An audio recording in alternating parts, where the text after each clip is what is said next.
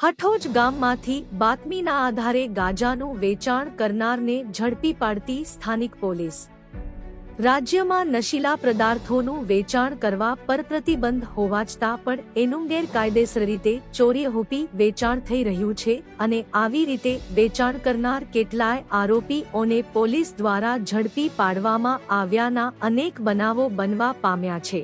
પ્રાપ્ત માહિતી મુજબ સાબરકાંઠા જિલ્લાના વડાલી તાલુકાના શહેરી વિસ્તારની પોલીસ સ્ટેશનથી મળતી માહિતી મુજબ આ તાલુકાના હઠોજ ગામના ઈશ્વરજી સરદારજી ઠાકોર વ 55 જેઓ પોતાની દુકાન ઉપર પ્લાસ્ટિકની થેલીમાં રાખીને ગેરકાયદેસર વેચાણ કરતા હોવાની પોલીસને બાતમી મળતા પોલીસ દ્વારા બાતમીને લઈ તપાસ કરતા પોલિથીનની પ્લાસ્ટિકની થેલીમાંથી ગાંજો મળી આવ્યો હતો જે 0.925 કિગ્રા જેની કિંમત 46250 અને મોબાઈલ નંગ 1 જેની કિંમત 2000 રૂપિયા એમ મળી કુલ 48.250 સાથે ઝડપી પાડવામાં આવ્યા હતા। આ પકડાયેલ આરોપી વિરુદ્ધ વડાલી પોલીસ મથકે પોલીસ ફરિયાદ નોંધવામાં આવી હતી અને આ નોંધાયેલ ફરિયાદના આધારે આગળની કાર્યવાહી હાથ ધરવામાં આવી છે।